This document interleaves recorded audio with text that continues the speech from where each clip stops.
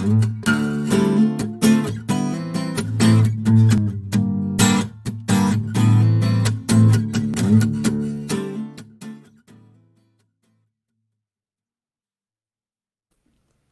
up, everybody, and welcome to How It Stacks. We are the show, the podcast, the viewing experience that is dedicated to reliving some of your favorite childhood memories. And then shitting on them with wild abandon. We've covered topics such as Goosebumps, Final Fantasy VII, the video game, to shenanigans like DuckTales video games, and we've even done snacks in the past. Speaking of snacks, those cost money, so I'm going to do a shameless plug toward the very beginning of the show. We're hosting on Anchor FM, and you can subscribe or support the show, rather, by subscribing with a monthly amount. If you can't afford it, it's fine, but it's an option for anybody who can/want to. I think this is a record for the fastest I've broken JD. I think this is a record. We broke JD. Oh my God. It's amazing. We broke him. That was the best intro I think we've ever done. Nice. I was gonna go back and add more to it, but I felt like I kind of less is more. Needed to be said. Less is more. No. Oh, it was glorious. Holy shit all over it. Without abandon. Yeah, it was just wild. Oh, like you ever wonder how, like, when you walk into a bookstore and someone has shit on the wall and you don't understand how it's happened? That's our show. Yeah. Okay. Sidebar. So I'm taking advantage of TikTok. Not taking advantage. I'm trying it out to see what it's like. And I saw this video the other day, and a guy walks into his bathroom, and he's like, "There's poo everywhere." He's just like, "What the? Oh, I put a plunger in the toilet to play a prank on my blind sister." Oh. And I was like, "Oh." That's, I didn't see that. I didn't know. Oh no! God damn! Oh my gosh! I saw that, and I didn't hear the part where he said "blind sister." Yeah, and so now it makes more sense. Yeah, in a horrible way, but it makes a lot more sense. Gentlemen, how we doing? Good. Well, I'm liking the fact that we're able to do this like on a schedule, where it's like every 2 weeks. Friday at 9:30 p.m. Almost to the dot the last 2 weeks. The first week we had technical difficulties, but I think, or maybe it was last week, one of the three was slightly behind. But it was my fault last week because I didn't confirm that we were doing it. Oh yeah, no, I wasn't going to call anybody out. Come on, it was technical difficulties. It's fine. Dude, my name is on the banner of the show. You can't fire me. I can change the artwork. Gabe, how are you, buddy? Well, you see that I've got this buddy that I just met. His name is James Dangle. James Daniel. Yeah, he's a little bit of a weird guy, but he's punctual. He's on time. That's all we need. He just happens to like old TV shows and books and video games. Yeah. He's got very strong opinions about them too, you know. You would not believe what he thinks about the Connor paradox. I'm sure he's got. Does he believe in the Connor paradox? The things he will tell you about fictional cartoon princesses will make you blush. I don't like it. There's no bringing that kind of conversation in polite company. I don't like him. I think you guys could do better. You guys have too much in common. It's supposed to be opposites attract. Like you can't have two, so they wouldn't go well or wouldn't bode well. Right. So, gentlemen, I'm very excited. I think today is going to be loads of fun. Doozy. Yep. Words are hard. Just for my own peace of mind. Whose fault is the topic of this episode again? Was Ooh. whose fault was this? It's not mine. No, we're going to blame Netflix, right? Because we originally planned on doing something else. Yes, that's right. And then they like Oh, literally we yeah, confirmed that's a fun story. right Okay, after so the episode. we should talk about it. I think this is fun. So We should. we ended the show. We were gonna do some really really good movies Yeah. that were gonna be like a joy to sit and watch and relive and go through. And man, wasn't that a great scene? Yeah. So and so just do so well in this movie. We even had a competition going too. So we were going to do the whole Police Academy series, right? Definitely movie 1 and definitely movie 2. And the competition was as many as we could. So if Professor would have watched 6 and Jared would have watched 5. There's 7 of them. Yes. Mission Okay. Impossible. So right. But whoever would have watched the most would have won. And I think the unwritten rule is I would have been totally cool with that person picking the topic for the next show. Sure. But yeah, that would have been really good. and we were on board with that. We confirmed it 20 minutes after the show went off the air. And yet, goddamn Netflix. And yet, we all 3 of us waited a week before we watched the first movie to discover that they had pulled all of the Police Academy movies off of Netflix. Yes, we did. We all waited a week. We waited a week to start a competition to watch the most waited possible. On what we replaced it with. I waited until about 24 hours ago. I put it off until the last pot. Like I got through half of the first movie last night and had to put it down and pick it back up this morning. Okay. And I did another one this evening, and just I would have rather watched Police Academy. It sounds to me like you're expecting this movie to be terrible or something. That's it's what it sounds like on my end of it. So, boom, we've got topics today. Police Academy didn't pan out. So, Bulldog, what are we talking about tonight? Mortal Kombat. I can't do the song, so I'm gonna let Gabe do it. Yeah, I was waiting for Gabe to scat the Mortal Kombat theme. It'd be great. And That's pretty good. That was a good one. I almost said Double Dare, Double Dragon. Double Dragon. Oh, dude, fuck up and let us get access to a collection of Double Dare.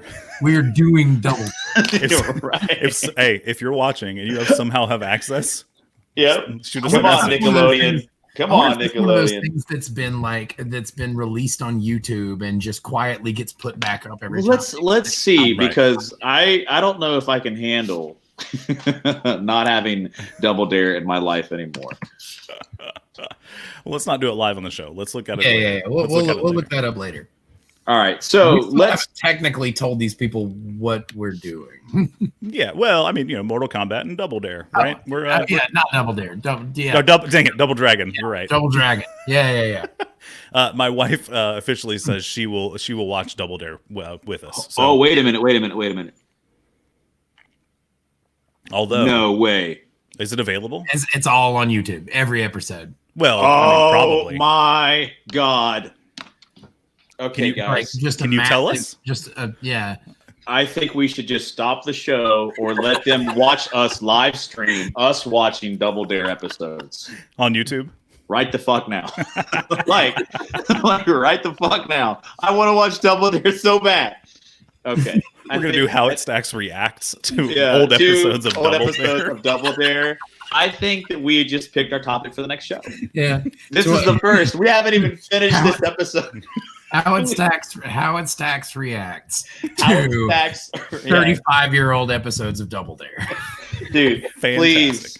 I want us all in a Double Dare. That's what Hey, we're doing. two-thirds of the hosts have kids. So, I mean, we could do a How It Stacks Kids reacts to Double Double Dare. Dare. Okay, Double Dare's the next topic. And We all then on that? Gabe, you've got to have some kids. So find. Okay. You got 9 months, buddy, before we No, poggle. I figured we were still on that 2-week schedule. I would just have to find and steal a baby. Yeah, not a baby, a kid. The baby won't. Garrett's got like 10 of them. Dude. So what are the rules here? Like, does it have to be talking? Like, Yeah. Well, they got to react in some way. So at least verbal, like cackling or belly laughs. I am so excited about Double Dare. Okay, we've got to get what I can do, but on this kind of short notice, it might not be an English-speaking kid. That's fine. That's fine.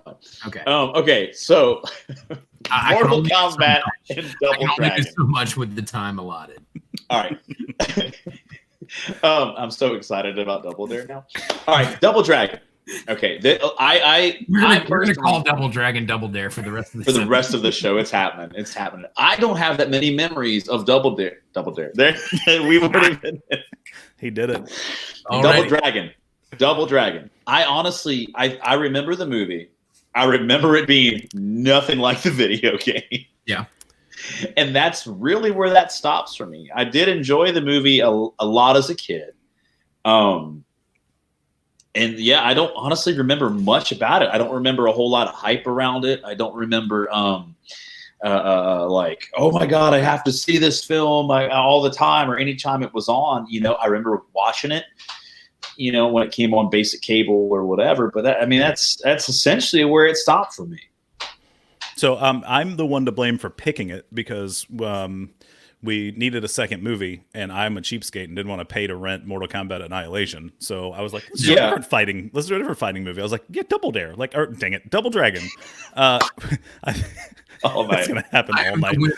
I'm the winner. You haven't talked yet. It's not. You haven't talked yet. If you say it within the first 2 sentences of your turn, then it doesn't count. You don't win.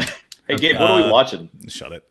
You're cheating. You're giving him heads up. We got to let him just naturally screw it up. Naturally screw it up, yeah. So I was like, like Double Dragon. Like, yeah, that looks like Scott Wolf, the main actor. This looks familiar. We should watch this. I now realize that I don't remember this movie as a kid, so I don't have what you piece of filth. I thought I had seen this movie, and I am 99% sure I never saw this movie. You piece of shit, Jared. I don't know what you're talking about. We're talking about childhood memories. I don't know. Are you upset that I didn't enjoy it as a kid like you did? That's honestly what it is. I'm looking back right now at my childhood experience, and I remember thinking, I was like, God, there's this bearded asshole who's going to harass me when I'm older. I hope that he's watching this movie right now. And I'm just frustrated you didn't. So you're more upset that I didn't watch Double Dragon as a kid than when I didn't get to embark on, or not embark. I didn't get to enjoy McDonald's pizza and Chick-fil-A at school. Like you're while more playing upset Final about, Fantasy VII. Well, something like that. Anyway, I literally don't have any memories as a kid. So, Gabe, what you got? I think that this movie flopped so hard when it came out that just nobody realized that it was a thing. Like there was, oh yeah.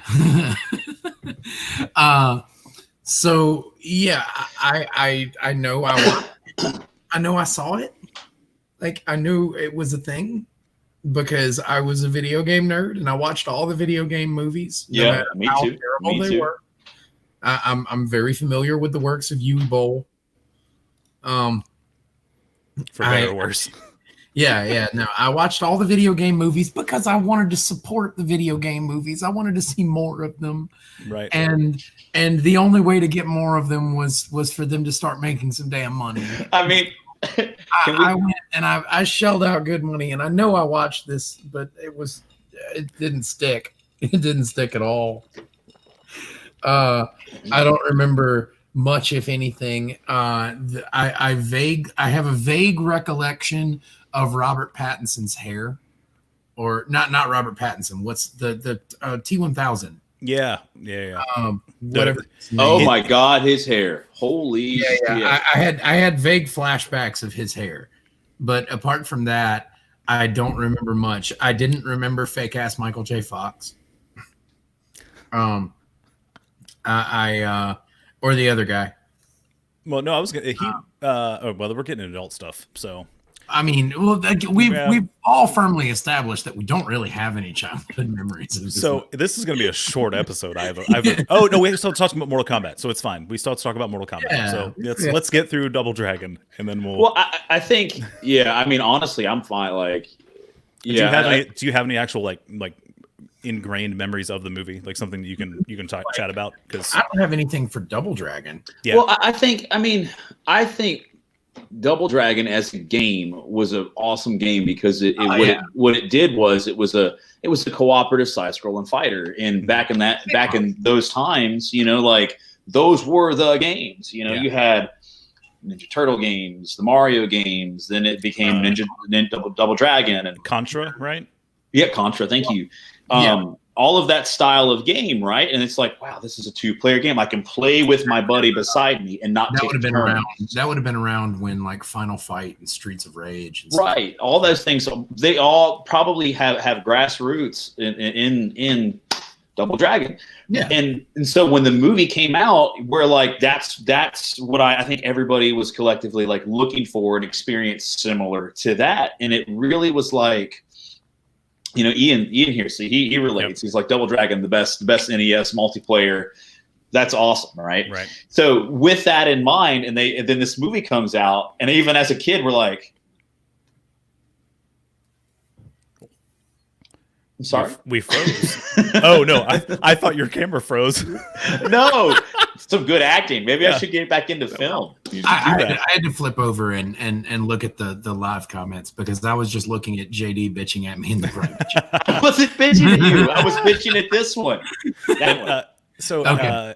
Bitching at. Yeah, there you go. If that's the case, just make sure that you address, hey, Willis, you're the one that I'm pissed off at, or Bulldog, what the hell do you think you're doing?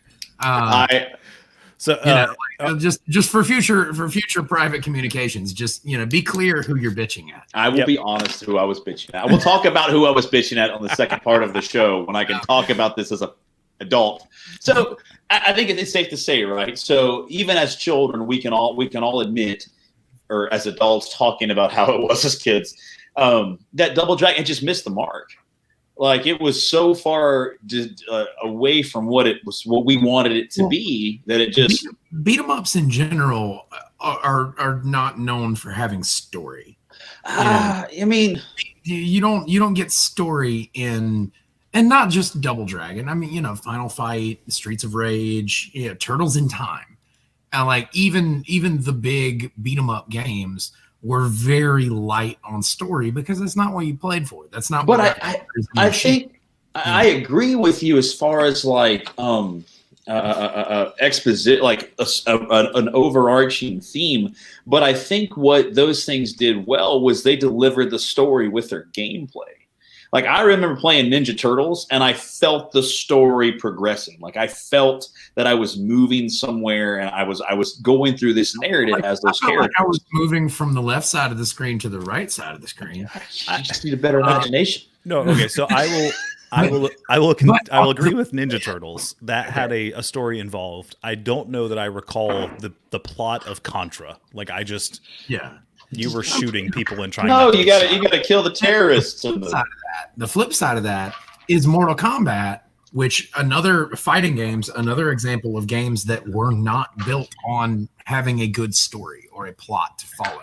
Right. Fighting games. But Mortal Kombat dumped lore on you game after game after game. There were pages of this meta plot that was going on. Have you guys looked up any of the timeline stuff, like actual Mortal Kombat lore where they are now? I watched a little bit of it earlier, and I played a good bit of Mortal Kombat 11. Did you? What do you think? The story of that was pretty good. Okay. Yeah, it's pretty good. There's a lot of filler bullshit in the game itself, but the story is actually really cool. Okay. It's a fun thing to. It's a red box rental. I don't like fighting games enough to own Mortal Kombat 11. The last fighting game I really got into was Dragon Ball Fighter Z, or Fighters with a Z. That one was a lot of fun, and the UFC stuff that we've played. Yeah. So I mean, Double Dragon. Yeah, I think we're at the point now where we can't we ain't got nothing else to add to it, right? Like we all agree that as kids we recognize that it missed the mark. I recognize that it was a video game that had a film adaptation that apparently nobody really saw. Yeah. I mean, it was somebody. It had a cartoon that came out before the movie, and maybe which I thought was pretty good. Maybe that's what I remembered. Yeah, maybe, and that's what was going in my head when I was like, yeah, we should do this. I was probably remembering the cartoon, but yeah, I don't have a whole lot more to remember as a kid. No, I think you're right, and I think the problem that this suffered from was what Elliot says here in the comments. I can't select this, but anyway, yeah, it's right here. You're good. Cool. Yeah. So I mean that's kind of spot on, right? Like, and it's still what we've just now, honestly, in like movies and film and TV and adaptations that are starting to seriously stick to their source material are finding more success with those products. It's not even so much that they stuck to the source material or that Mario Brothers did. It's that Mario Brothers cemented the platformer Soul Calibur as platformers as a game style, whereas Double Dragon was really one of the first beat 'em ups. Yeah, it was a first. You go from the left side of the street to the right side of the street, and you move up and down the map. And you punch people in the face. And when they get weak enough, you throw them into other people. Right. Yeah. I love your memories as a kid. Mine are like all fantastical. Like I'm like, oh, look at the imagination world. Gabe's like, just move left. God damn it, move left. Jump and shoot, man. Just jump and shoot lemons. Shoot lemons. So somebody else mentioned another iconic fighting game from the 90s, Soul Calibur, from YouTube. So Kitty Valentine, appreciate it. We've met her. She's great. Yeah, so we don't have any movies to adapt. We could do a game though. It's been a while since we have been, and honestly now because of all of the retro gaming, there's so much out that we could do. All right, we're putting it to bed. Moving on. Mortal Kombat, the movie, the film adaptation of the classic, iconic video game franchise. Gentlemen, tell me what you thought as kids. They wussed it up. Wussed it up? Yeah. You remember that as a kid? Yeah, because it was the same thing with the Super Nintendo version where they took out all the blood and they nannied it up. See, for me, nannied it up. I just remember. I remember that the Mortal Kombat series was very violent, and that was the point. And when you take the violence out, it sucks a lot of the character of what Mortal Kombat is out of it. Yeah. I just don't. I don't disagree. I just don't know if I remember that as being a thing from the movie as a kid. I was just pumped to see like some of those characters come to life, so to speak. I distinctly remember seeing Shang Tsung go fatality and thinking that's not a damn fatality. Fair enough. Okay, now I've hated all of the things that you've said so far in this conversation, except that. But that right there is accurate. It's not a fatality. Oh my god! I remember the same thing. Like you played the game and you're like, all right, I'm gonna see him soul steal someone to oblivion, to death. Remember this: the movie came out the same year as Mortal Kombat 3 in the video games. Yeah, and so there's a whole plethora of these fatalities to choose from. This is after there had been fucking congressional hearings. Yes. Yes. Yeah. And so we get the worst fatalities ever. Yeah. Ever. We got, when you first watch Mortal Kombat, the first Mortal Kombat, you get a dude ripping out a fucking heart. Yeah. Kano takes a bite out of it before he holds it in the air. Yeah, a fucking heart. Goddamn heart. And then Sub-Zero rips the dude's spinal column out of his back. The only fatality I could do in that goddamn game was it's a start up.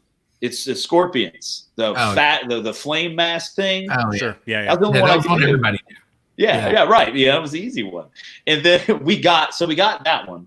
We got Shang Tsung's Soul Steal. And I think that was really it. All the other ones were just kind of cop-outs, like Sonya Blade's scissor leg takedown to Kano, where she snaps his neck. Right. Right. And that was well, okay. I'm getting into adult. You can't. We're almost there. I feel like we all just want to unload. Well, like we all want to finish you. All right, so we'll cover a couple of things because Elliot and a couple of people in the chat, the live chat, have made a couple comments. So Elliot said, out of all the '90s movie video game adaptations, Mortal Kombat was the best. I'm going to thoroughly agree with that from memory. The bar is so low. Both statements that everybody's saying is both of those are true, so it's not wrong. Yeah, the bar is so low. I mean, I don't know that this is necessarily better than Street Fighter. I don't know. I mean, you're talking about down here. Thank you. Versus down here, like it's okay. They're close. I do vaguely remember. I remember seeing this movie in theaters. I remember, being familiar with its existence. Right. Like when I watched the movie, I recognized things. I remember seeing this at the Dollar Movie Theater with my mom, and she made fun of me for one particular part because it was the part where Sub-Zero is fighting Liu Kang, and I'm so embarrassed. So we're in the movie theater, we're watching the movie, and Katana comes around the corner, and in the most kill him with what brings life, and I was like, fire kills ice. And my mom's like, fire brings life, and I'm like, shh, and then he takes the water bucket, throws the icicle through his chest, and that's that. I just remember like, shut up, Mom. So I just what? I just love how I love hearing everybody on this show just like, man, I can't think that yet. Because all right, so how about this though? One of the things that we love to talk about is how big something was, right? And this is it's almost tangibly different, and it is tangibly different. This and Double Dragon. So I mean, Mortal Kombat dominated the scene. Arguably more than just about any other major game around that time. It was so big. It had all of the congressional hearings. It helped bring in the regulation and modern video games and the rating systems. It helped. The video game rating system was almost entirely brought on by Mortal Kombat. Yeah, I mean all of it. And so this thing was by this point they had gone through a lot of that with Mortal Kombat 2. Yeah. And Mortal Kombat 3 and the movie were right in the middle of the studio game and film retaliating or reacting to that backlash. Mm-hmm. So 1995, when the movie and the game Mortal Kombat 3 both came out, that was right around when everybody was like, I don't know. And I would have to look and double check. But I bet that's right around the time that Killer Instinct came out and started really kind of stealing some of Mortal Kombat's thunder. Well, I mean, as we all know, like that just happens with content creators and everything like that. So that's just part of the business. People are going to come along and pick and move forward and stuff. But with like, I think Mortal Kombat, I mean, it was a low budget film. It more than made its money back, so it became a hit. It did okay and / well enough with the critics, to move forward and stuff like that. I mean, I remember watching it and just absolutely loving it. Elliot Jones makes a good point, referring to the Street Fighter thing. Street Fighter is said Street Fighter barely kept the moves. At least MK tried. That's one thing I will give Mortal Kombat credit for. They knew what they were, and they gave you They did them as best they could. They weren't trying to trick you into watching a different movie. Like they knew what a Mortal Kombat movie was, how to achieve it, and they did it. They gave you what you asked for. I think, I mean, this is one of those instances where sticking to the source material is what people want to see, right? And we didn't do Annihilation, but it's very much like they did a completely different path from the source material, right? And so that movie completely, I mean, aside abysmal writing and everything else that happened in that film, but this movie did a great job of characters, the move set that you guys mentioned so much. That was a great point. I mean, hell, the music was fucking great. God, I love Immortal. I mean, I still get hyped up over that song.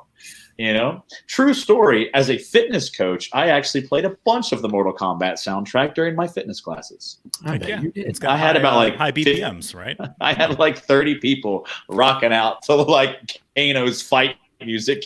They didn't know. Ian, stop trying to bring Uwe Boll into this conversation. We So, I mean, what do you guys like? Just tell me. I mean, how big of the influence did this have in y'all's like surrounding communities and like your network of people? No, as a movie, not a. Oh, jeez, nice. And since you're playing it, it won't match perfectly, and we won't get the video taken down. So I like it. I like it. It's a cover song. Right. Oh man. So I mean, as a movie, as a kid, like, I mean, I can almost guarantee you, I didn't see it in the theaters. That's almost guaranteed. Like, there's no way that I saw this in the theaters. I probably saw it at a friend's house after it came out on VHS or pay-per-view, maybe, or like not a pay-per-view, but like a HBO or something. That's probably where I saw it, because no, I wouldn't have been to the movies to see this. You would not have gone to the movies to see Mortal Kombat. I would not have been allowed to go to the movies to see this. Yeah. All right. Well, I have a lot of issues with with a young you. Listen, so do I. I'm just saying, man. Like, you guys aren't giving this movie enough fucking credit for what it was when we were young, man. I think it was I saw the movie. I saw it. I swear to God. It was a great film. It was awesome. I don't know. Okay. All right. No. My limited childhood experience with this movie is it's only saving grace for the back half of this show. So no, that's bullshit. Okay, first and fucking. All right, you know what? I'm gonna pick apart each one of. I'm gonna pick apart the fatality argument right the fuck now. Yeah, okay. You mean the one you agreed with? I agree with it, but I'm picking it apart because I think we're not giving credit where credit's due. So everybody was pissed about the lack of blood. The first fucking death we see is the guy get his spine crushed and his soul ripped out of him. Okay, that's not graphic at all. I'm sorry. The very next time we see another character die, he gets frozen in midair and explodes. He explodes. He fucking explodes, you assholes. All right, no, okay. So I mean, we're getting closer to the adult side of this. We're still technically supposed to be talking about, like, is that? No, that's shit I remember as a kid. I remember that. Okay, all right. You know, and then okay, so we all loved the pit level in the game because it was the easiest fatality. You uppercut them, they fall to the pit of spikes. Boom. The very end sequence of the movie is a reference to the pit where he knocks him off and falls onto the spike in the chest. Nobody's saying they didn't reference the games. I'm not saying they didn't reference. I'm saying the fatality. Like, it was a brutal movie for its time, for what it was. It was brutal. You're using the term brutal. Oh, I hate you both. You're using the term brutal like they use the term flawless in this movie, right? And that's shit. That's shit. Okay, all right. So I mean, he's not wrong. Well, okay. Then what about, like, okay? So we're throwing the term brutal around all willy nilly. Dude, Scorpion got his head sawed off with a shield. Like, he got his head cut in half with a shield in hell. A CGI skeleton, and there was no blood. Thank you. It was lava blood. We don't know what demons bleed. It was gack. It was gack, my friend. Come on, gack. They had the dude from Double Dare. They had the dude from Double Dare making slime. Yeah. Oh my gosh! I swear to God. No, like, so I'm not saying it wasn't a major part of the '90s. Like, I mean, it was. We've already discussed that. It for my circle of friends, like, it wasn't something we watched like Like we've talked in past, was it something that we watched over and over and over again? Let me ask you this. So you said it was so impactful as a kid. Did you watch it as many times as you watched Army of Darkness? Like to a fraction of the number of times? Yes. Really? Yeah. So look, for me, okay, sorry, I saw that going a lot differently. Well, no, I watched it more than once, but I didn't watch it. I watched it whenever I watched it a lot, right? Because for me, like Mortal Kombat, I remember my buddy Dustin. We were at school somehow, and you know things like that grow, right? Things getting bigger and bigger and bigger and bigger and bigger, and so people talking about it. And I had the time I had a Sega, and then we had a Super, and I remember like having Enter the Blood Code, and we playing it like Right. And somehow I missed out on Mortal Kombat 2, but for my birthday I got Mortal Kombat 3. And I remember like that game was like a bonding experience for me, my brother, my dad, and my buddy Dustin. We would just have sleepovers and we would all just play Mortal Kombat 3. And that game didn't have the blood, and so you were used to that already. But I don't think that I was deprived of that, because for me, like my issue with Mortal Kombat now as it stands is the gore and the graphic, like shamelessly, like it doesn't, like I haven't played one in a while, so feel free to crucify me, internet world. But like I do that, it's just it's not an attractive thing for me. No, like what the franchise was built on. But I don't think that. I think it was more built upon, like, I think it was part of it. They didn't tone it down until the third. But now where it's at, they're like shattering spines with like face kicks and spikes through the heart and stuff now, right? So yeah, I mean, there's worse stuff out there now. Well, I would agree. Mortal Kombat was the only kind of like graphically violent game, right? At the time, I don't think that's what was like. I don't know. Yeah, whatever. I'm in the minority here. Because I mean, that's the fatality thing. Like again, that's why it got so much attention. Was that it was so fucking violent. The fatalities, yes, you're right. The point that I think Professor was making was that you're giving it so much praise because you didn't have the preconceived notions of all the blood and gore, and that didn't detract from the movie for you. So like that impacted your childhood experience. That's all he's saying. Like, I mean, but I want to say, yeah, but I played 1 and I played 2. I had 3. I owned 3 was the only one that I really remember owning. But it just, the blood was never a thing for me. Like it never, even in the second and first, now the fatalities were always fun and cool. I could never do them. You know, maybe I had to have my dad do them, or I had to put on the. Do y'all remember the cheats where you could do easy fatalities? I think so. Yeah, I think that came out in 2. It may have. It may have. And then I remember doing the cheats to get him to do the easy fatalities and stuff. So yeah. But anyway. Yeah, because I think that came around at the same time as Baraka. That was like Baraka came out Barracuda looking dude, right? Yeah, the spikes, blade arms. Thank you, blade arms. Oh no, that wasn't the face then. What was the dude with the face that had he had the big sharp teeth? Yeah, okay. All right. And that's Baraka. The hands that turned into blades. Yeah, it was Baraka. He showed up in 2. He showed up in 2, and that was I think that was the first time I remember there being like easy fatalities. Gotcha. Who's y'all's favorite ninja as a kid? Like, does it have to be the ninjas, like Reptile, Scorpion, or just like? Oh, I just thought that was everybody's favorite character. I love Johnny Cage. Who's your favorite character?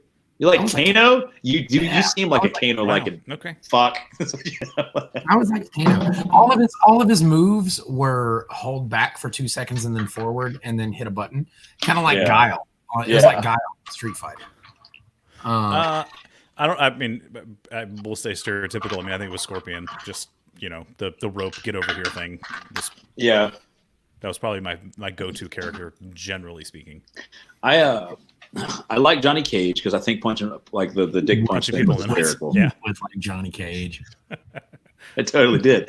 And then I think my favorite ninja at that time was Scorpion. I started to lean more Sub-Zero, and then as the other ninjas came out, like I loved Reptile. I loved what was it, Smoke or what Smoke? Was yeah. Mm-hmm. All right. I don't know if he counts, but Ermac was always really cool in the later games. He was the telepathy. He came out. He had the telekinesis stuff. He came out like 5 or 6 or something later in the series. Yeah, for sure. One of the later Mortal Kombat games. So, but my favorite was either Kano or Baraka were always kind of my favorites.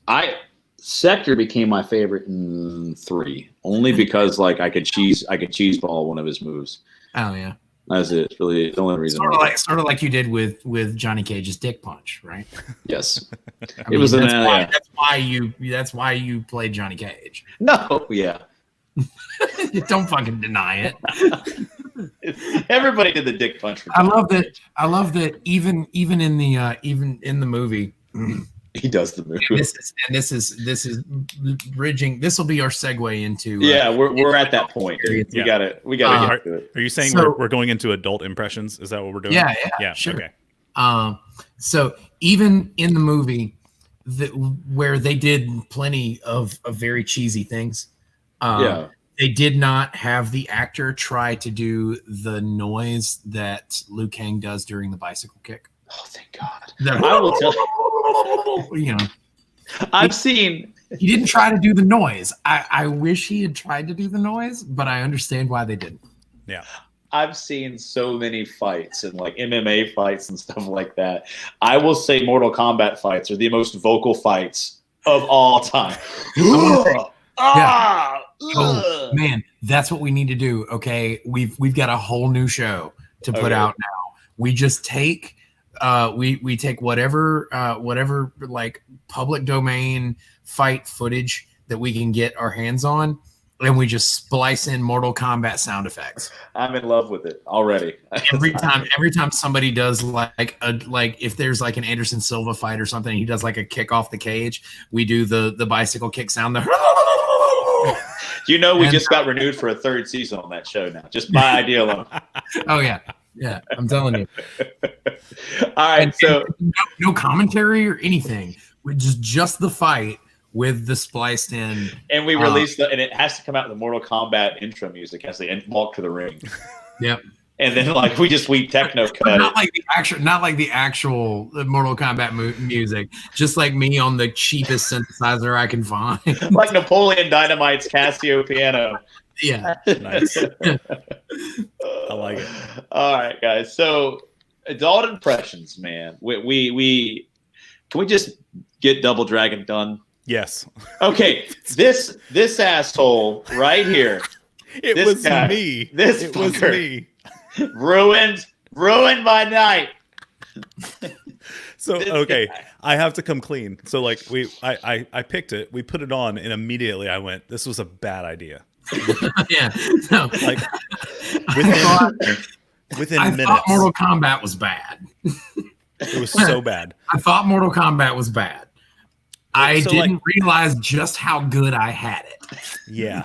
So, like we're watching it last night, and we're watching it in the bedroom, and I fell asleep like 15 times, guys. Like I literally I fell asleep, and Alicia took a bunch of pictures of me passed out on the bed next to her trying to watch this movie, and she couldn't fall asleep because the lights were on. We need that. We need those pictures in some type of like bonus features for the show.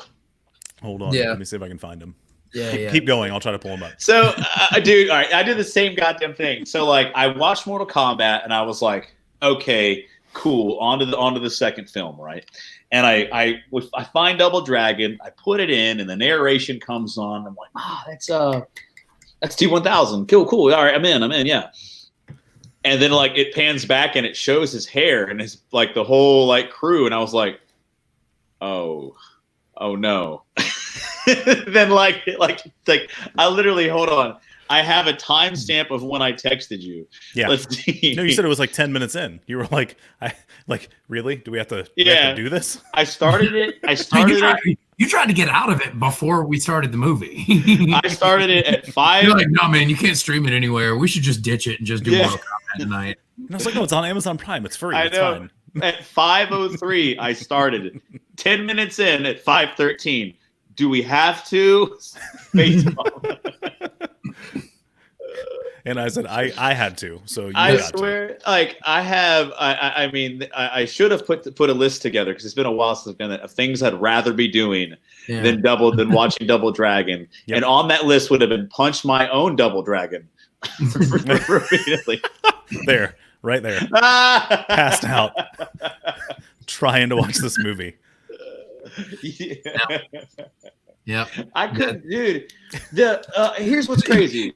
Here's the title card for our next episode. That picture with the word loading. Yes, that's a shirt.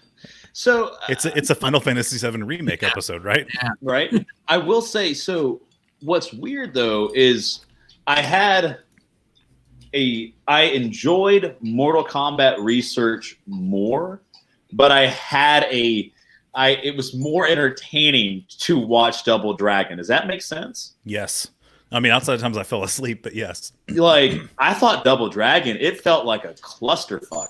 Well, it was okay. So it was like, So it was Back to the Future mixed with Toxic Avenger. Yes. Mixed with who'd you mention earlier? Crap. Fake ass Michael J. Fox. Yeah, so that's a Back to the Future. So who was I thinking of? There was somebody else I was thinking of then. Karate Kid. So it was the blue Double Dragon is fake ass Michael J. Fox. But it's Karate Kid, Back to the Future, and Toxic Avenger with maybe RoboCop. Like I don't. Okay.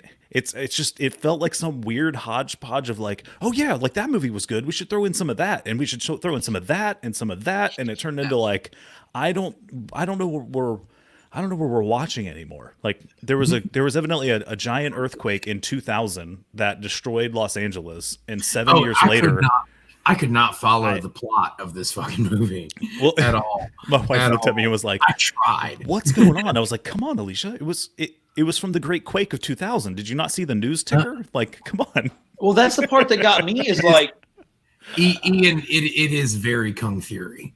Yes. It's very No, I'm sorry, Ian. But not on purpose. It's not even as good as Kung Fury. No, but not on purpose. Not as good. It's not as good. Nobody's saying that. They just failed at the thing that Kung Fury succeeded at. I would watch Kung Fury a million times before I would watch Double Dragon. Kung Fury was done on purpose. So I mean, obviously, Double Dragon was made on purpose. Yeah. But it doesn't know what it is in the same way that Mortal Kombat knows what it is. You're right. Like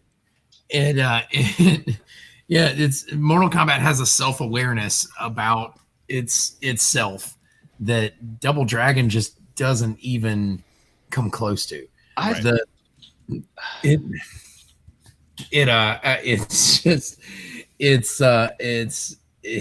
It's bad, guys. Can you articulate the powers of the medallions? No. Yes. No. Okay. So you get to like you get to take you have super soul power. Body. Yeah. Soul and body. So you get super soul power, and then you also get to like transmorph into a paper mache flat Max Headroom character. Oh yeah. You get to do the Who Framed Roger Rabbit thing. How bad of it's graphic was when he first holds that medallion and he goes it looked like a paper cutout, like a fucking chair, and his eyes are glowing and shit. Yep. Yeah, it was rough. So we talked about his hair earlier, and I had to hold back because I didn't remember as a kid, so I was trying to hold out. But it was like the back of his hair looked two-tone when he moved his head. Like I didn't. Yeah. It was like weird. It's like the big guy in Beetlejuice. Yeah, you know what I'm talking about? Yeah, Otho from Beetlejuice. Like, I don't know. You kind of reminded me. I'd say, dude, this one for me, like I wanted to get into it. I thought it had some it had a real person. Okay, sorry, got it. I think had it been able to pick a direction, had it been able to pick something, pick some way to go, because the opening sequence, they're fighting at the karate tournament. So Karate Kid, there you go. Yep. Right. And then 20 seconds later, they're having a post-apocalyptic Mad Max RoboCop chase down the middle of LA Avenue, or wherever. And none of those were really bad bits by themselves, but mashed together like they were. You're like, what the fuck is happening here? Yeah. It felt like it needed a prequel to explain how they got where they are. Dude, yeah. And then this could have been the follow up of the kids continuing the adventure, and it should have had a prequel with how this all started, and not try to cram it into 30 seconds of a backstory. All of this being said, when we do eventually go back to Pensacon again, me and JD or me and Bulldog or somebody, we are doing the red and blue Liberace. Oh God, costumes. We're Nice. doing those costumes. Okay, so it's gonna happen. It is, dude. All right, I have a little game, and I got it from Elliot in the comments. I don't know if you guys want to do it or not, but it's like I want one of you, to pitch me this version of Double Dragon as a movie. I'm gonna put a timer on and give you 30 seconds. If you want to do it, you got 30 seconds. You've got to pitch this version. This movie. This version. Like you're a producer. Like I'm a producer. I've got money. I want to help you make a video game movie about Double Dragon, but I want you to pitch this version of the movie to me. I'll give you time, Gabe. I'll give you time. I'll try. Jared will go first. I'll try. All right, Jared, ready? You got 30. You got 30 seconds. Go. JD, look, dude, like the fighting games are all they are the rage. So we've just RoboCop, right? The post-apocalyptic Mad Max type. Yeah, we're doing that. And the Karate Kid, the Miyagi, we're putting that in there. And we're gonna there's the ocean is now in the middle of Hollywood. It's right next to the fence or the sign, and it's gonna we're gonna have Scott Wolf, and it's gonna be awesome. You need to Terminator dude, he's gonna be in it too. Boom. All right. You got my money. Make 2 of them. All right. Professor, are you ready? All right. And go. Mortal Kombat!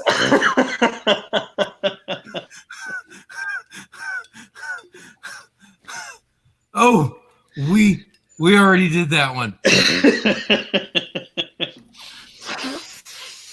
Double Dragon! I really wish you had said double there. It would have made it so much better. You killed me. Freaking Kate said, she said, please just don't make it Uwe Bowl. Oh, shit. No. All right, gentlemen, that went way better than I make both those films, people. I'll take the first version. Oh no, you take the first version. I'll take the second one. That's fine. I like you both had the cocaine. Jared's like rubbing his like, I'm just telling you, man. Just telling you. we both saw Ian's comment. Yeah, we both saw Ian's cocaine. All the cocaine. All right. Okay. So great job. You guys got the movie. Let's go make some money. All right, now Mortal Kombat. Everything is a great idea on cocaine. All right, Mortal Kombat. What are the issues? I'm told. I thought this would be funny. When I watched Mortal Kombat, I literally thought they had used the set pieces from Legends of the Hidden Temple to shoot this movie at. That sounds right. like there's so like these most cheesy set pieces I have ever. The only pieces that didn't look cheesy, that was just overwhelming, was the underworld where Scorpion fought Cage. But everything else looked like a cheesy. Like I shit you not, I could have seen that on Legends of the Hidden Temple on Nickelodeon. The scene where Johnny Cage was fighting Scorpion in hell. That's the one. Like the whole time I was watching, especially when he was like climbing up on it and doing the swing. Yeah. The whole set was shaking. Yeah. You could see it in the film. Yep. The whole set was shaking when he did that. Like the whole time I was just like, man, that can't be up to code. Yeah. No, dude, it's yeah. Oh my God. Well, yes. So the Scorpion Underworld scene reminded me of like the one of the Hook scenes just caught on fire. And they were battling in a scene from Hook with Robin Williams. You know what? That's a really good catch. That's what it felt like. That's what it felt like. And we can't. I think it's pronounced Austin. I've had a margarita. It's the Goro puppet. Like, was it a puppet or was it claymation most of the time? In the video game, it was claymation. But no, this was a really expensive animatronic they built for this. Yeah. Jeez. They put a lot of money and time into that Goro guy. And for its time, like if we, because I bitch about practical effects, like Gore was spot on. Right. The movie got a lot done on a little bit of money. I mean, they got fake ass David Carradine to play White Lightning Jesus. Oh my gosh. I wish you had given me that line before so we could use it as the tease for this episode. White Lightning Jesus. Oh my gosh. He is White Lightning Jesus. And never fights anybody the whole damn movie. He's not supposed to. You don't know your Mortal Kombat lore, bro. You don't. He's in the first game. You can't. He's not supposed to be able to fight because he's the Elder God. They can't interfere, bro. They can't interfere. He's in the first game. But he sacrificed. Canonically, Liu Kang wins the first game. Like Liu Kang's ending is the canonic, the canon ending. Yes, right. But he's in the first game, which means he should have been able to fight. By the way, you've created a catchphrase. People are loving your White Lightning. Oh, nice. Ian, when you call Fox, if you call, I was thinking of like calling in Fox and giving them that name. Never mind. So, but no, like in the lore, he didn't fight, but he did. He shot 2 energy blasts and knocked out Scorpion and Sub-Zero. Finger crackle to scare a room full of people. He stopped the fight on the boat. He stopped the fight on the boat. So knocked him out cold. Now, technically, that was before they got on the island. Oh, we know he didn't. It wasn't a part of the tournament. So he didn't actually fight in that way. So, but he did stop the mob in the dining room area. Yes. So he intervened, but he didn't fight per se. Yeah. Do you guys now? How did you like the? I wonder if that's because they didn't pay fake ass David Carradine enough to fight. Like, did he not get hazard pay?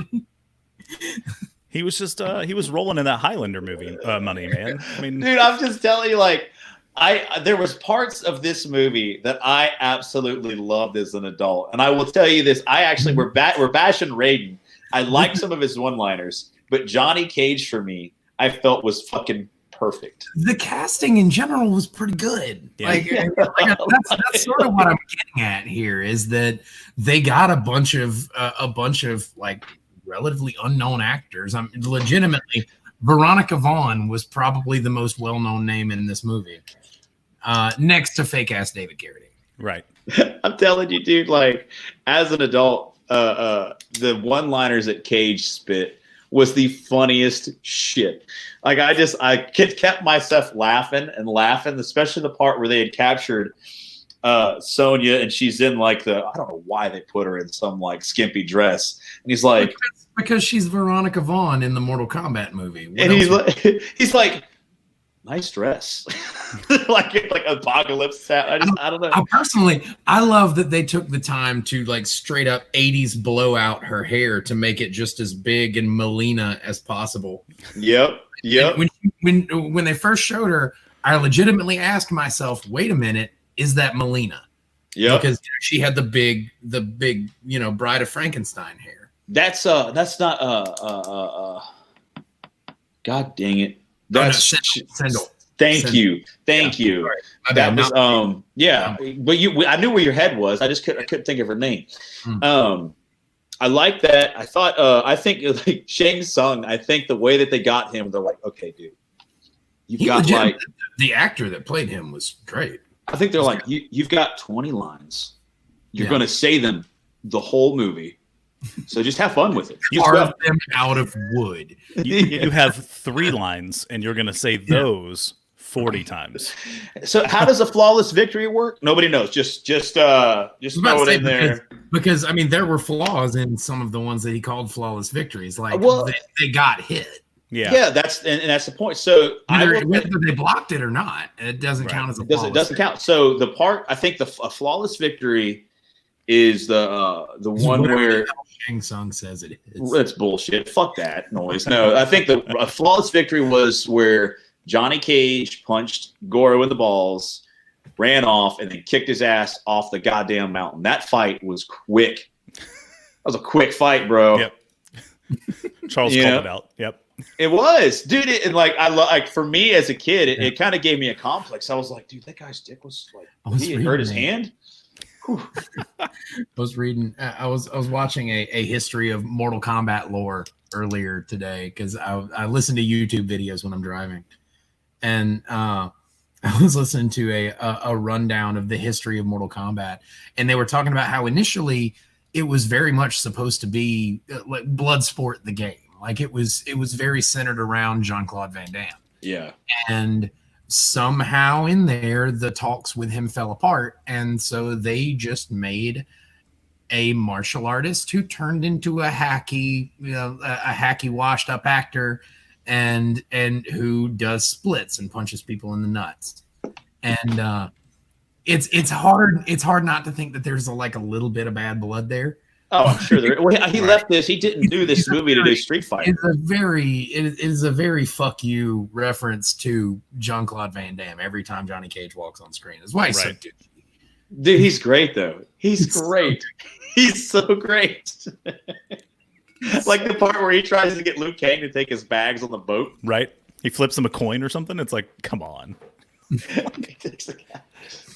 And they fuck with him the whole time.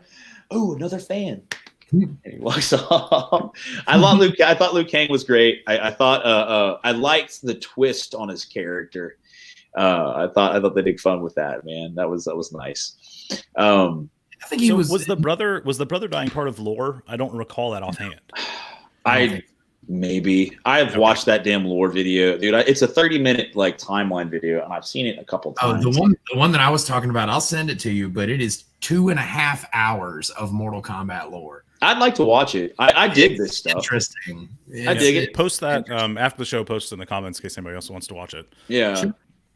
One thing I do want to point out, and Elliot mentioned it. I mentioned Goro being.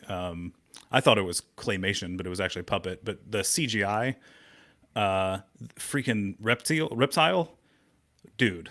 Like, why not just make it something else? Because that was horrendous. I honestly, I mean, but at the time, they did Reptile dirty.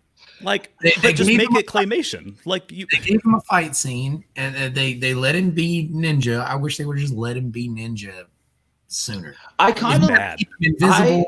He's supposed to be a secret character, so make him a secret character. Drop him in at the beginning of Act 3. Right. And be like, okay, now you got to deal with this. Oh, right when everything's at their worst. Holy shit, here's Boba Fett. Right. No. I think Reptile would beat the shit out of Boba Fett.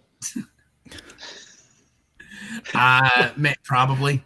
I mean, everybody thinks they did Reptile wrong. Okay, I don't think they did. No, not the character. The fact that they used CGI, they literally could have used an animatronic or a hand puppet, and I would have been more happy with it. When they did the reveal from statue to 3D, it was like, oh, it's like Tomb Raider on the original PlayStation. Like it was pointy boobs and all. Like it was bad. And I was like, Ghostbusters did a better job turning the hell dogs from statues to claymation characters. It's like, all right. It was the CG not the character, but the actual implementation of the CG. I literally had to walk through all of those instances in my head as you're speaking to get to where we are right now. With okay. But I honestly, I thought I understand the frustration with Reptile, but I did almost it was an origin story of his ninja form. You know what I'm talking about? So he's an actual reptile hunter, fucking prince guardian, whatever the hell, lizard guy, and then he falls into this empty soulless husk that is just thirsty for life. It finds Reptile and creates the ninja Reptile, right? And then he goes on to effectively beat the shit out of Liu Kang, and then somehow Liu Kang breaks wind in his general direction and then stomps on his head, So I like that sequence. I thought that was, I think, one of my favorite fight scenes was the Reptile Liu Kang fight. But I think again, I didn't like how if it looked like Liu Kang was getting the shit kicked out of him the whole fight, and then he got in the bicycle kick, and that was over. Yeah. And if Liu Kang had It'd have been done. it would have completely ruined the scene. It would have. It would. I thought, dude.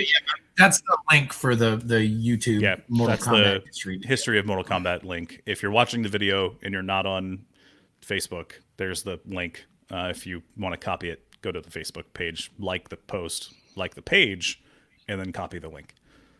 Yeah. Do you guys have any? All of those steps. Just like all those steps in that order. Just do this, then this, then this, and then you can check it out.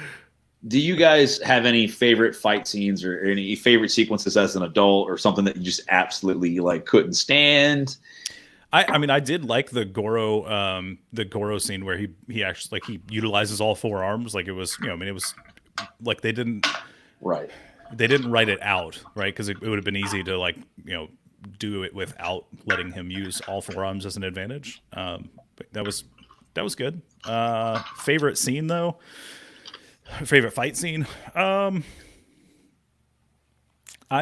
still, as cheesy as the animations are as an adult, the scorpion cage scene in the trees is still an entertaining scene. As unrealistic. We're talking about a freaking movie about demon ninjas taking over Earth through a fighter competition, but whatever. That scene was actually pretty cool, where you actually got to see the scorpion projectile. Yeah. Does it have a name? Because it's alive, right? No, but that was a harpoon. It was just a regular ass harpoon in the games, right? Yeah, in the game or in the movie, rather, it turns into an alive thing is trying to eat it. It had to be sentient in the movie, right? Yeah, because why not? I mean, they spent I think the CG for that looked better than Reptile. Yeah, it did. It really did. They used all the budget on Scorpion. They're like, oh no, we still have to do Reptile. So who brought the fucking lizard into this? I'm like, guys, we only have 12 hours on the render farm. Like somebody rushed that through. What do you mean they didn't get the green suit in? Oh my gosh. Let's see. What about what about the acting? How do they think they did? Overall, it's really good. My biggest carved out of mahogany. Oh, come on! It wasn't that bad. The acting in the movie was again, the casting. Well, the characters were believable. You could see as hard as it was. First off, okay, let's get it out of the way. Veronica Vaughn, so hot, want to touch the hiney. But I do not buy her as an Ellen Ripley. No. I don't buy her as a badass. Yes. So, but all of Cage's lines, all of Kano's lines, half of Liu Kang's lines, all of Shang Tsung's lines, that just, man, it felt like they were reading cue cards. Yeah. Wait, including the laughter from Raiden. Oh yeah. Sorry. I have seen better fake laughter in Final Fantasy X. Yeah, like that. Like he just did. Oh my gosh, freaking Ian, spot on. Believable like professional athletes advertising deodorant. I like it. Kitty Valentine has some nice impressions too. I mean, I think what the movie did well was really stick to the source material. And watching it now as an adult, the obvious things, the acting, the CGI, the set pieces, but some of those you have to give. The special effects did not bother me nearly as much as the acting. The acting, yeah, I agree with that. The acting and the dialogue was the worst part of the movie. I found humor in the set pieces. I didn't think that they were necessarily like a deterrent. They didn't pull me out of it as much as I was just like, okay, what do you guys know where the little statue guy is? We can make this fun. We can find the little statue guy. But the acting, there was some parts that were rough. And I liked your comment. Have you heard the good news about White Lightning Jesus? I loved. That's a good comparison though, because you would want Sonya to be a Ripley. Like she needs to be a Ripley. Yeah, like she needs to be a badass. She needs to be Vasquez. Yeah. You know, she needs to be a badass. Yeah. And so I think that was a really good. That's a good catch, man. Although I did, I was glad to see that they at least let her try to stand up for herself and not be the damsel in distress piece, right? Yeah, they don't play up the tropes that you tend to see with that. Like they let her be a badass. She's just not convincing. She wasn't a believable badass. Yeah, it's not. You know, it's not like it's not that it's not forward thinking. Yeah. It's it's that it's she just she had the opportunity and just kind of. So like she. I mean, I don't. The casting, yes, but the way that she came into that role, like, was straight off of Billy Madison. Like, she straight like was boom, and that's why her fight sequences look so spotty. Is because like she just didn't have the time to get it in. It's not so much the fighting; it's the acting. Yeah, it was the talking, not the leg. It's not what you're doing with your hands; it's what you're doing. It's what you. It's what you're saying and how you're saying it. It's not you. It's just the fight choreography. I could give a lot of leeway on that because she's one of the two really human characters. It's her and Johnny Cage. Yeah. That are like least, enhanced, whatever. Like they don't even give they give Johnny Cage his like a little bit of a shadow kick just as he's going into hell with Scorpion. And you can argue that was the teleportation wave pool thing. It looked just like you're right, but shadow kick. But they didn't give him the green ball or anything like that. And Sonya was essentially the cop. She just beat the shit out of people. Right. And I don't know. I just felt like Bridget Wilson. I think that's her name. Bridget Wilson is just not intimidating in the way that like Linda Hamilton or Sigourney Weaver. Do you think Linda could have been a cool? Oh, Linda Hamilton would have been an awesome Sonya Blade. Yeah. Yeah. But she's just at that point she's just playing Sarah Connor. Right. And we have Kano who has half metal face with a red eye. So yeah, it would have been which I had a fake ass name for him too, but I can't remember it. He was the guy in Lock, Stock, and Two Smoking Barrels, Desert Eagle .50. That guy. He's in Snatch and that stuff. I'm gonna find his name so that I can give Kano his fake ass his fake ass nickname. Please. All right. Do. Please do. So while you're doing that, what about the music, Bulldog? The music is still. The music's still pretty good. I mean, it's it's still video game music, right? But it's it held up. I had my fair share of trying not to scream out Mortal Kombat at 10 o'clock at night while watching it with my wife, so we don't wake up the kids, right? I mean, it was a fun bit. It's no it's still not as enjoyable as like the X-Men theme. Like that's still given that's a TV show, not a movie, but like I would rather listen to the X-Men theme on repeat than the Mortal Kombat theme. If I had to, I know that we didn't ask, but if I had to pick, I would listen to the X-Men theme on repeat. I think so. It's I don't know. Maybe if I was working out, it would be really good. But like just generally speaking, I think I'd rather hear the X-Men theme over and over again. I mean, that's like now I'm just intrigued. I'm like, wow, I don't know. Like if I could, I think I would make the same choice. I don't know. Like longevity wise, like I think the Mortal Kombat theme is great, for the going to the gym or whatever. But like the X-Men theme, I'm like, that's a really good goddamn song. Like that's a good song. Yeah. Hey, I've never tried to do this screen share thing. You should try it. Thanks for the warning. I'll make sure you can actually do it. Make sure it's way we can play the content though. We don't want to get snagged. What is it? I share contents. You choose what you'd like to. Let's do entire screen, I guess. Sure. If it has audio, it might flag us to get audio removed. So There's cautious. no audio. Oh, okay, There's cool. no audio. It's just a picture.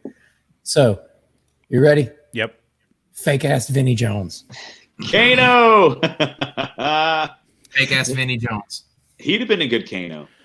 There we Oh, go. he would have been a great Kano. That's again just like David Carradine would have been a great Raiden.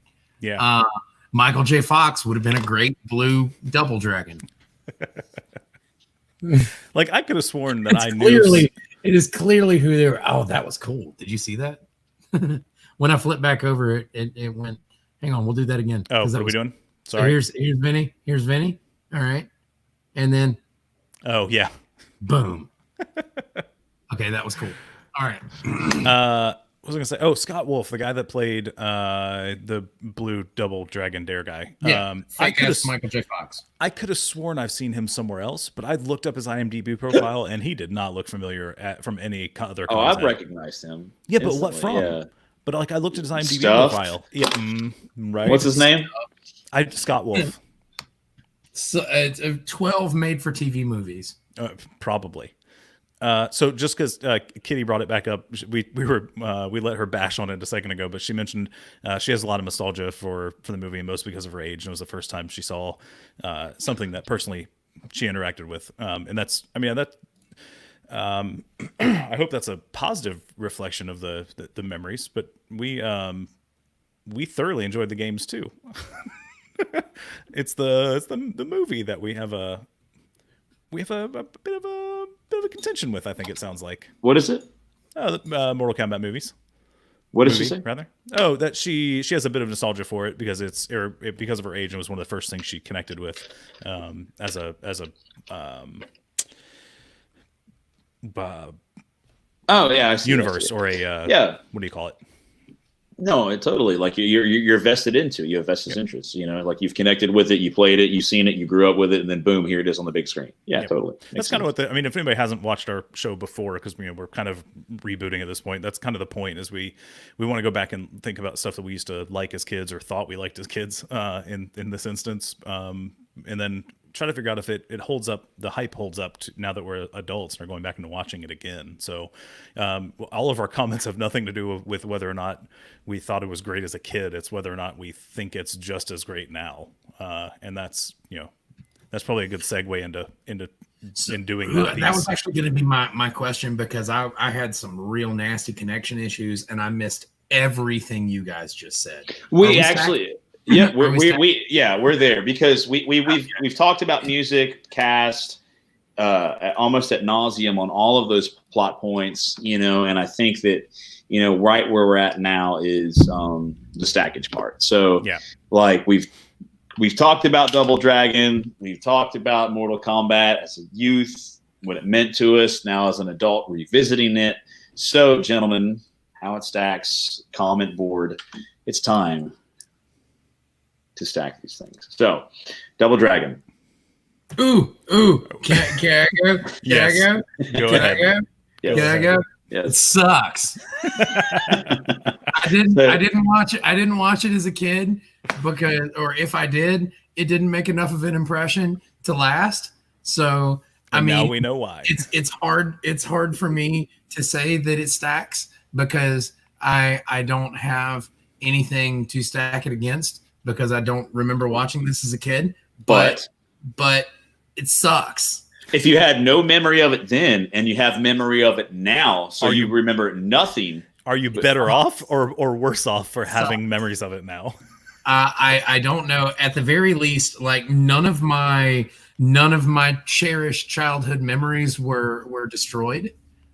So that's good. Like it's not like I loved the movie and then going back and watching it like, oh, I loved a steaming pile of crap. No, that's not what it was. I just think it sounds like you're stacking it because you have nothing to compare it to. Well, I mean, you can't really, like, we've had this in older episodes of the show. Like, if you have no childhood experience, you can't really say whether it holds up to childhood experience or not. It just kind of sucks or it doesn't suck. And in this case, I'm sorry, but it kind of sucks. Yep. For Double Dragon. Okay. Mortal Kombat. You want to go through and we'll do Double Dragon, and then come back in Mortal Kombat. Up to you guys. All right. We can. That's fun. Okay. Go ahead. Double Dragon. No. It doesn't not stack up. Are you saying? Doesn't stack up to what I thought about it as a kid, and it doesn't. Hey, is it terrible? Yes, very much. It is terrible. It is, dude. It's like, here's the problem, right? And like one of the things, and I think we have someone commenting on it, or I think they're on that same train of thought. Was a lot of these movies, even though they bombed and they tanked and they ended up hurting the production of video game movies, somebody had to get out there and make these fucking films to open the door for more of these films to be made, right? Yeah. Right, wrong, or indifferent, bad, good, or awful, they did it. And so kudos where kudos is due. They had the balls. They went in, they did the pitch, they got the money, and they made this film. It is not good. I'm sorry. It is not good. It is not a good interpretation of the source material. I honestly think that this movie did hurt a lot of the actors involved's careers. But I want to say that, hey, they stepped up, they went after it, and they did it. But it is a steaming pile of hot shit garbage, and it doesn't stack up. But I'm grateful that they at least tried, man. They gave it a shot. But here's the thing, I had more fun watching this than I did Mortal Kombat. Yeah, no, it was more entertaining to watch this film than it was to watch Mortal Kombat. Sure. Yeah, so I mentioned earlier I thought I had memories of it, and I don't. So this is closer to Professor's review / stackage, but no, like it I fell asleep like 15 times trying to watch this movie. Like it couldn't keep my attention at like 9 o'clock at night, which maybe I'm getting old, maybe not. Honestly, I think it's the fact that like there's so many narrative in like just the story is so all over the place that it's just kind of hard to get bought into it. Right. Like at one point I thought I was watching fucking Waterworld. They're like, that's another good one. That's another good one. They're riding around on jet skis and shit. You're like, what is happening if here? Somebody had peed on a tree just to take a sip of water yes, it felt like how like comic everything went extreme in the 90s. They're having like suicide Mad Max car races, and don't forget the jet ski races, and it's like, god damn, just chill out. Yeah, I mean, it's because I don't have a lot to go off of because I don't remember it, but it just, even if I were to compare it to any of the 12 movies that it ripped off to try to mush together, it still isn't nearly as good. I do have one thing to add. As long as it's about Double Dragon. It is.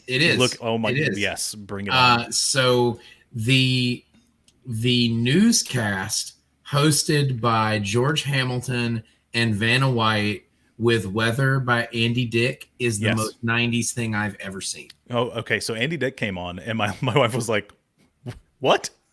Yeah. It was perfect. Yeah. It was perfect. The news hosted by George Hamilton and Vanna White with Andy Dick for weather. Yep. I want to see that newscast. Be great. I want to watch that actual newscast. I want to see them covering just the day-to-day in 2020. I want to see George Hamilton, Vanna White, and Andy Dick as Action News 5. I'm all for it. I'm Andy Dick. This is the weather. That show. Man, it's like the Mike Tyson Mystery Squad or whatever that show is. It's so ridiculous that it has to work. I think when we do our UFC with Mortal Kombat sounds, that's going to be our news break. Oh my gosh! Yes. I'm telling you. And we're going live to Andy Dick with the weather. Dude, we could get Andy Dick. I feel like we could get Andy Dick, like especially right now. He's not doing anything else. He's stuck at home like everybody else. Dude, we could pool our money together and get Andy Dick on this show. I feel like we could do that. I think we could too. All right, we've got. Speaking of pulling money together, just wanted to throw that out there again. That if you wanted to support the show on a monthly basis, feel free to head over to howitstacks.com/support. That's a segue. Look. So we've got one more movie to stack. Bulldog, why don't you lead the way on this one? Mortal Kombat, the movie. What do you think, bro? All right. So as a kid, I do remember seeing this movie on like Double Dragon Dare.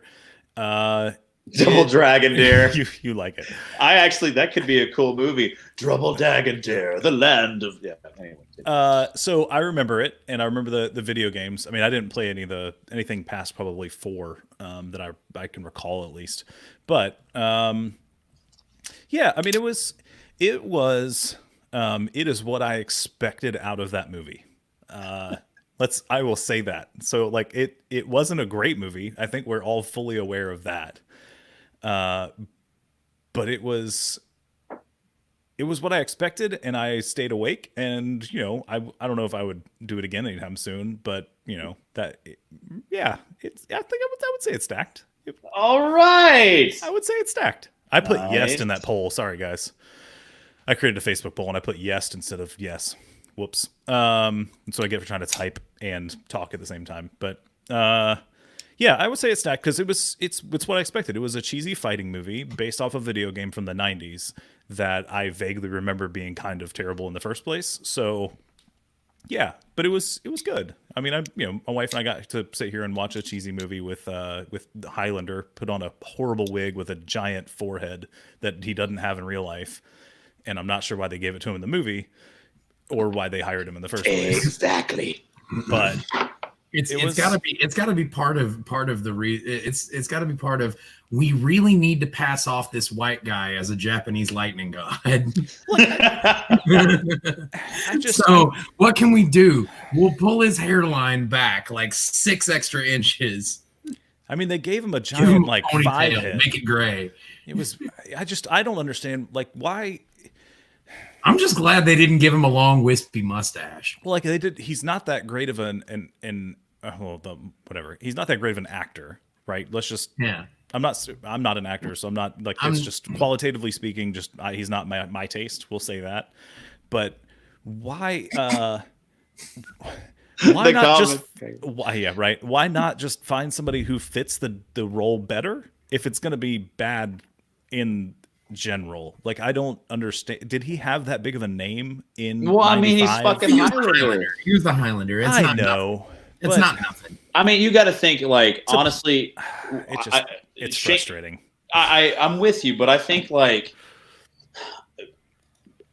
the problem with a lot of these films back then, and Gabe, you actually brought up a really cool point that I didn't think about till later, was the forward thinking side of things, right? So what they did well with Sonya, they did very poorly with Raiden, right? So they made a he doesn't hold up very well. Sonya, like was an empowering female character, right? For the most part, she wasn't a damsel in distress, As soon as Raiden walks on screen, I can just hear the producers going, "No, we're not hiring another Asian actor." Exactly. Like and I think I can hear it between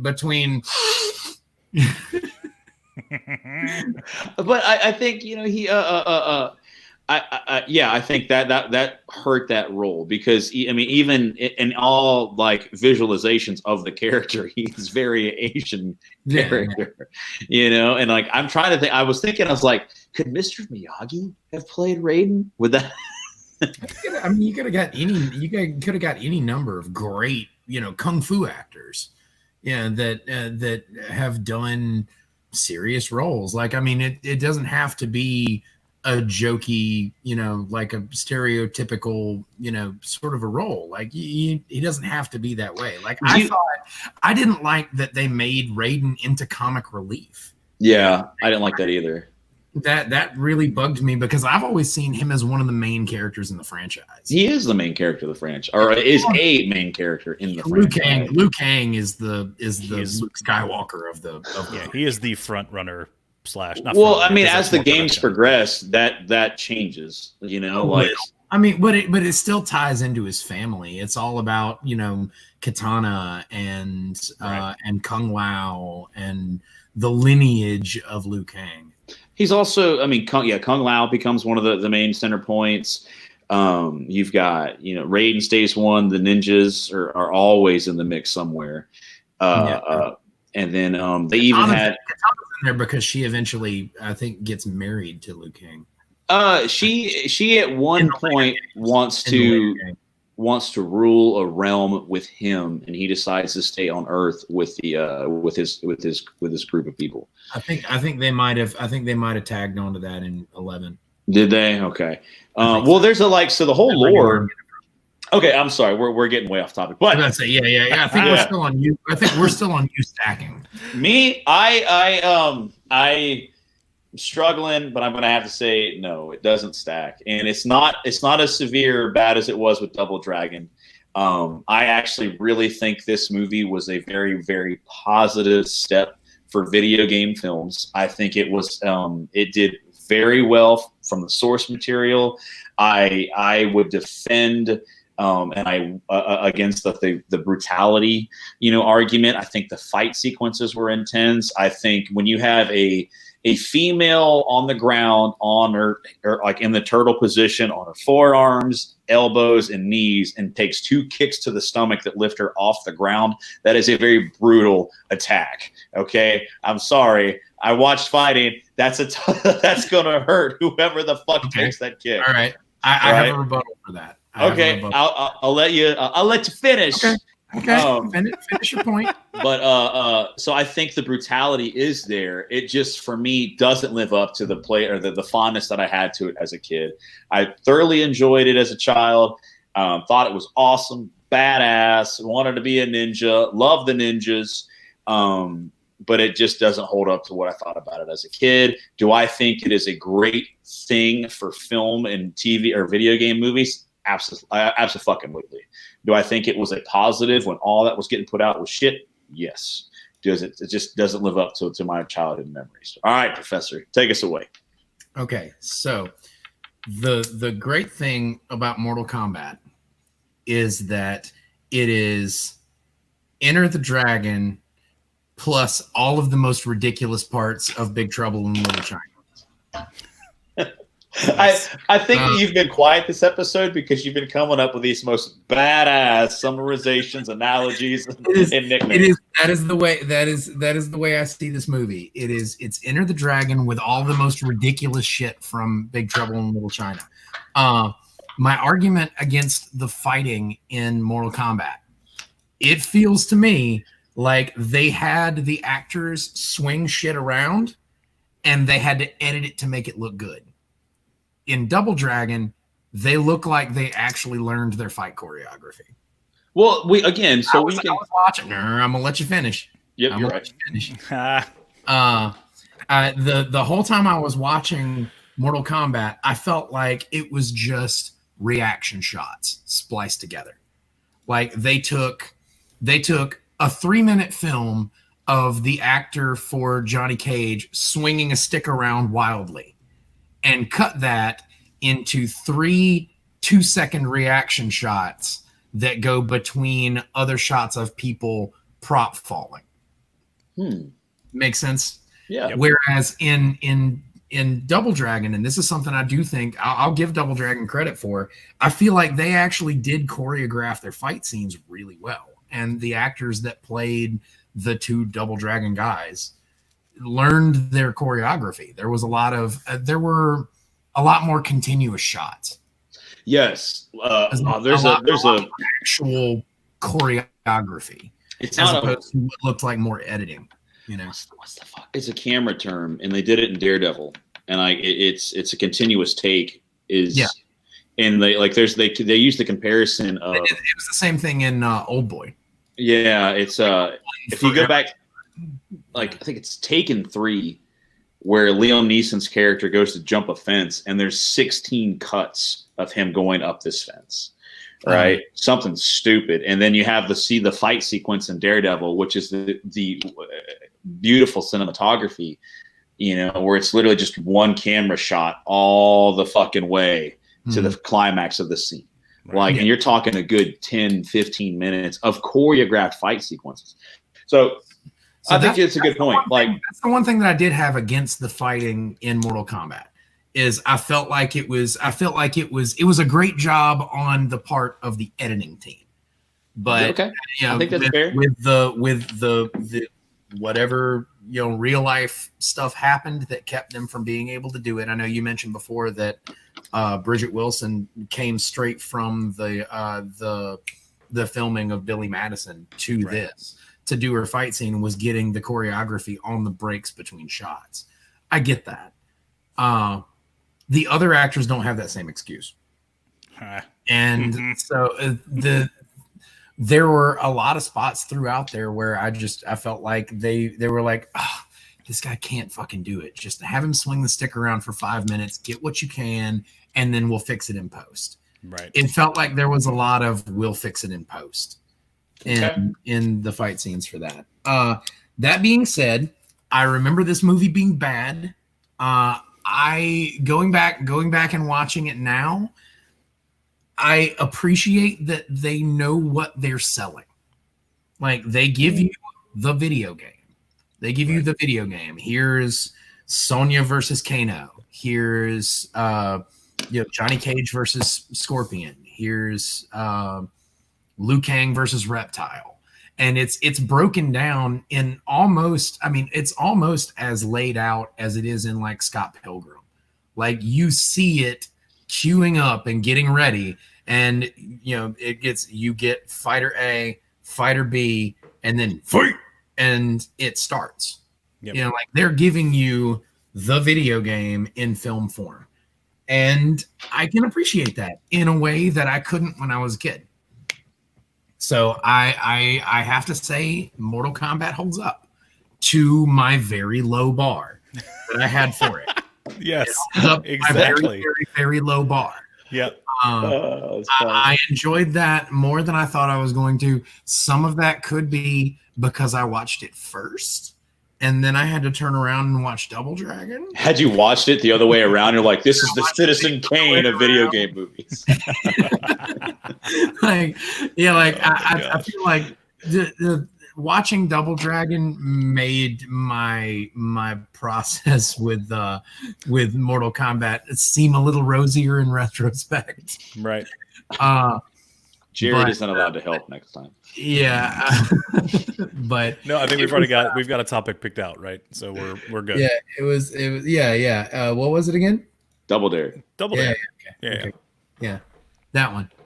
The one that we decided before we even began the show. Yeah, right. So I've got a no for a god no for Double Dragon. Man, I almost just did it too. I'm gonna do it before the end of the show. It's a dear God no for Double Dragon, and a surprising yes, it cleared my very, very low bar for Mortal Kombat. All right, so Elliot swung in a question at the very end. I'm going to put it up, and we can discuss really quickly. But would it have been better or worse with modern cinematography for Mortal Kombat, like CGI, better cameras, more knowledge? I would have liked it more if the fight choreography hadn't been so choppy. Yeah, like if I could have followed the fights. And that's what he's But are we better at choreography now than we were then as a whole? Yes. Or are there movies back then that had choreography that would have been good enough to make this movie amazing? Yes, to both of those statements. Yeah, I would think so. So I think our improvement. I feel like if they had taken more cues from all of the kung fu movies they were trying to rip off. Yeah, so that's my point though. Like they literally could not have made the CGI from Deadpool that time. Like you couldn't. But they could have done better choreography by Yes. just, you know, So doing oftentimes it now better. what films do is like, and they did it back then, but it's very prevalent now, is you have actors. Keanu Reeves is a fucking great example, but like he will spend months, weeks, whatever, learning how to properly infiltrate a building with a handgun, Right. you know, and go over and over and over and over and over until it's beaten into his head, until it becomes physical muscle memory. So when Keanu Reeves is on camera executing these fight sequences, it's how it should look. And it's the same thing with choreographed fights in movies today. A lot of your more like correct fight sequences have like a actual like fighter on set, and it's not just like a karate expert. It's a guy who's like, this is how you fight in a street fight. I'm an ex-Navy SEAL. This is how it's done in the real world. There are clearly people in this movie that have martial arts training. Exactly. I mean, right. But they somehow, even those people can't manage to get a good cohesive fight scene. I think, but that's because they're different, though.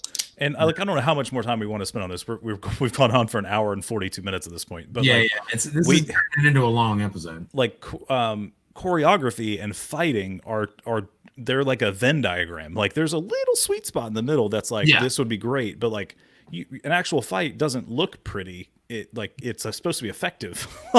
You're not supposed to be. It's not supposed to look graceful and like look really cool. It's supposed to, you know, you're supposed to defeat your opponent. So but it also doesn't look like it was chopped between, you know, 20 different rolls of camera footage. Oh yeah, but I mean, that's what my point was. Like, just because you have people who know fighting doesn't mean cohesive. Yeah, you know what I mean. Like, it doesn't have to necessarily be graceful and elegant, but I mean, it has to look like you're not just chopping out the bits. I think stuff. That's again, it's just that's just my hang up with it. Yeah. Well, and that's, I think, but what he's saying, I to Elliot's comment again, you know, like our question. Yeah, I mean, I think I see both sides of that point. I see that if everybody's given the perfect situation, the perfect scenario, the perfect people, then yeah, it'll be a great fucking movie. But that's also fair to say with Double Dragon. Had you given them the same writers, the same editors, the same choreograph, the same everything, Double Dragon would be a fucking Oscar-winning film. And I think what makes and helps separates. I think Double Dragon might need more than that to get right. But I think, you know, like I know that the pickings are pretty slim this year, but right. I think if you give everybody all of the same tools, you know, I mean, like, I don't know. I think that, yes, it's a good way of looking at it. Yes is the easy answer. If you give Mortal Kombat all of that stuff, it would be a better film. If you give Double Dragon all of that stuff, it would be a better film. It's not having the tools, it's knowing how to use them. Right. Exactly. And, you know, and they had the tools necessary to film cohesive fight scenes. Mm-hmm. And they did. Yeah. And that was my point, is that they had the ability to do it better and didn't. It's not like, and I brought up Deadpool, and I want to make up one point before we leave, and that we mentioned Mortal Kombat not having any blood or gore, and I think it was necessary to have Mortal Kombat for us to have Deadpool, because that pendulum had to swing super far one way, and I'm off camera at this point. It had to swing super far one way to then come back and get us Deadpool to make like the number one movie, even though it was rated R. Like, it just. We had to do that piece. So I'm going to say thank you, Mortal Kombat, for not putting in the gore. That's the, you know, Mortal Kombat and Street Fighter, and even to some degree Double Dragon. Yeah. You know, they led to Prince of Persia. Prince of Persia led to Assassin's Creed. Like, these are to where Prince of Persia is the one that jumps out to me as the first video game movie that really sort of got its due. You know what I mean? I've never seen back and watch it. It's on either Netflix or Disney Plus now. But it's Jake Gyllenhaal. It's Jake Gyllenhaal as I forget the prince's name, but it's Prince of Persia, the video game. It's like a platformer. Oh, I know the game. Yeah. And it was Jake Gyllenhaal starring in that, and that was the first time I had seen like a big budget video game movie with an A-list star attached to it. And it was an okay movie. It was no Yui Bowl, you know, like it wasn't garbage. But because of things like Mortal Kombat and Double Dragon and Street Fighter and stuff like that led to, you could say, the Yui Bowl stuff led to Mortal Kombat and Double Dragon, and then those led to Prince of Persia and Assassin's Creed and the more modern video game movies that you're seeing now. Right. And I think that's what's great about all of the things like this, right? It's neat to see that now, as we're adults, we can look back, see what it was at its time, and now the impact that it's had. And I think what's great here is, even though we're all over you two stacked Mortal Kombat, I didn't. None of us stacked Double Dragon. But the cool part that unites all of this is the fact that we can look at these two films and just say thank you, regardless of how it actually falls. What you contributed to where we are now is you can't measure it. It's great. Like we've got Detective Pikachu, all those things, because somebody took the chance of making video game movies back when nobody else wanted to. So, I mean, boom, there you go. Yep. So I think this is a great episode for sure. A lot of fun. I love the arguments, and Gabe, White Lightning Jesus, is going to be my favorite character ever. He's going to be so first off, it's not White Lightning Jesus. It's White Lightning Jesus. Yeah, you've got to get put the emphasis on the right syllable. White Lightning Jesus. Like Lightning Jesus is one thing. Well, we're Lightning Jesus. We gotta wrap it up. Yeah, ladies and gentlemen, I am JD. That is Bulldog. That's the same side. There you go. There we go. That's Willis. I'm JD, guys. Thank y'all so much for tuning in, watching this hour and 50-minute episode with us. We love you. Hey, can't believe we did 2 hours on Mortal Kombat. I know. And fucking Double Dragon. Double Dare. But guess what? If you guys want to participate in next week's show or next show, we're going to be doing the same thing. Comments will be up. But we're doing Double Dare, and as of right now, when we're deciding this, it's all up on YouTube. So get your ass in your Double Dare, look for those flags in the slime, and we'll see you next time. Once again, I'm JD. Willis. And I'm Bulldog. This is how it stacks.